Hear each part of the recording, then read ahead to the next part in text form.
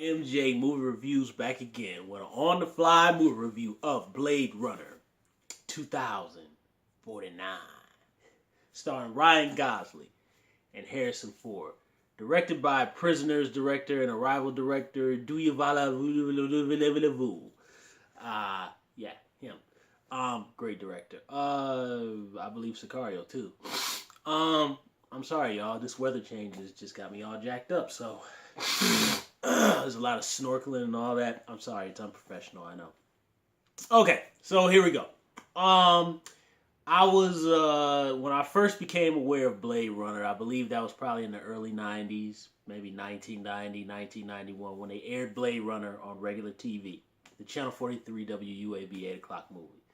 And it goes Harrison Ford, Sean Young, and Rutger Hauer. Blade Runner. You know, the theme song in the movie. I never watched it. And then the film was re-released, I believe, in either it was fall of 1993 or beginning of 1994. But they re-released it again in my local movie theater. In a mall that's torn down now. It doesn't exist anymore. But I didn't see the film until, I believe I saw it on the Sci-Fi Channel one year when I was in college. And, you know, look, I'm like John Campea. I'm not a Blade Runner groupie or fanatic. I really didn't like the film when I first saw it. Not because I was disappointed or anything. It just didn't meld with me. I rewatched it a couple times, and I actually bought it clearanced out from one of my last CD exchange stores or whatever, because they had it on. It was clearanced out for like $3. So I bought it, special edition. And you know what? I've warmed up to the film. I really like it as a detective, sci-fi, neo-noir type of movie. So I look at it clearly from a visual point of view. Period. So I've warmed up to the movie. Just on a visual level. Period. That's the only reason I like the film. As far as like watching it as an entertainment film, I don't find the original Blade Runner entertaining at all. Like at all. Maybe like at the end of the movie where Daryl Hannah is like beating him up, but I don't find the film entertaining. I just think visually it's very striking. And I do like Rutger Hauer pushing the guy's eyeballs in. So on to this new movie. I liked it. I liked Blade Runner 2049. I will say, since we have a lot of these reboots and like Flatliners, I never saw this Flatliners remake, which they try to, fake sequel, fake reboot, but it's really a remake. All that stuff. This movie very much is it feels like I don't even know what to say if I call it a continuation, but I more call it like, okay, you know how like you've got novels about different characters, like Jack Ryan, right? The Patriot Games and Clear and Present Danger. Okay, right. I also Harrison Ford, right? Those first two movies. Or like the James Bond movies, right? So you've got one edition that has one story of James Bond and another version, of James Bond. That's how I look at this movie. So it doesn't necessarily feel like a direct sequel, but it feels like just like another storyline in the Blade Runner universe is what it feels like. And there's a lot of Easter eggs, many that I'm not going to give away, that are directly connected to the first film. And this does feel exactly like the first film. Although I will give it, I think the first film is a lot more wetter, a lot more rain. And the first film does feel more nihilistic, I think, than this film. Although some people might argue with me about that. They both feel very much in the same universe, and the story is told the exact same way too. What I like about it is it does carry on again the same things that I talked about: the detective, neo-noir, visual stunning, just these wide, vast landscapes of like this.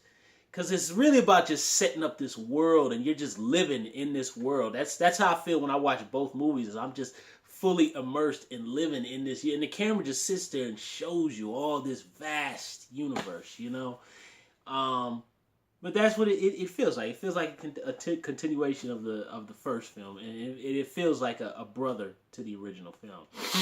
As a matter of fact, it really still feels like a Ridley Scott movie. To me, it does. I don't know. Some might argue. I disagree with some people who say they don't like the score. I like it. I think it fits the film, and I think it just feels like a updated version of the score from the older film. Is what it feels like to me. The performances are all good. I don't even have to get into that. Everybody's good. Everybody's good. Ryan Gosling. I've never been the biggest Ryan Gosling fan, but when I see him act in movies, I think he's fine. He first came to me in that Sandra Bullock movie. Was it Murder by the Third? I can't remember that one where him and the other guy partnered up and killed some lady or something. Where Sandra Bullock was a detective. But Murder in the First, maybe no, that's not the name. That's Kevin Bacon. Either way, that's the first thing I saw him, and he's good. Harrison Ford always delivers as always, but I could definitely tell that he's getting up there in age. He don't need to do another Indiana Jones, but I give him points for still doing the action stuff, as brief as it is. Robin Wright Penn, a MILF, still good. Jared Leto, he's awesome in it. I don't know the one actress's name who plays Jared Leto's henchman.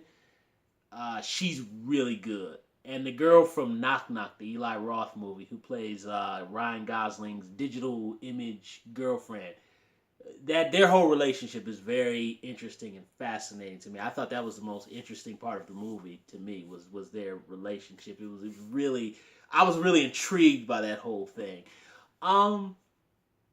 But I thought all of it was well done. I want to be clear, this movie is long. This is a split kind of recommendation for me. I'm recommending this movie strictly for the die-hard Blade Runner groupies of the original film. Because I think this is strictly for them. Because you get all the Blade Runner you want. This movie is like 2 hours and like 45 minutes, so you can just live in your little Blade Runner world. You get all the visual, and that's what I like. It's just like the first film. The story is told visually, almost like a 70s film where you're just using glances, kind of just, it's telling the story. One of my cinematography teachers in film school said, you're telling the story visually, not so much saying, you killed my brother, so I'm back to kill you. There is that, but you're learning about the characters and the situation by the pictures and the imagery. So very much like the first film, where there's things that it's not necessarily spelled out for you. Sometimes you have to kind of guess on your own what you think it means. So I like that part of it. But this movie is long. I do think it's too long. But I will give them credit for this being a big movie like it is. I really give them credit for not going the action route. And I've heard some people say that there's action in it. Look, y'all, the first film has more action in it, and the original Blade Runner didn't even have that much action. If there's any indication. So, but I will say, this movie is a slow burn, but more like a slow burn for character development versus slow burn to action. So there are action moments, and I will say they're very, very brief. Because I don't count a couple sidekicks shoot two people as an action scene. I'm talking like long, drawn-out sequences. No, you don't get that. So that's what I qualify as action. You don't get that here.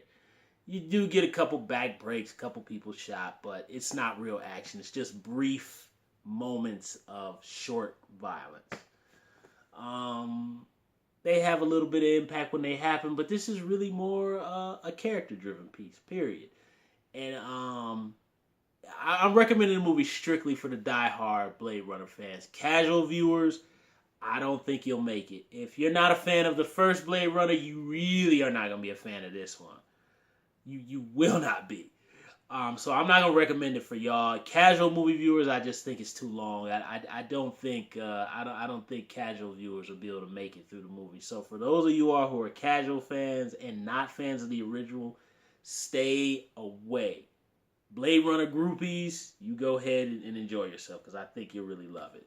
And I think there's really good story elements that tie into the first film. I thought it was plausible. why Harrison Ford came back. When I watched the original film, I wouldn't see the way they kind of went in this movie, but again, this is one story, this is another story, just like two different novels. So that's how I look at it.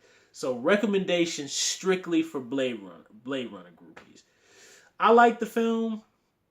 I don't see myself buying it on Blu-ray, but if there's a Blu-ray special features or something, I'll probably check it out when it goes to like my local library or whatever.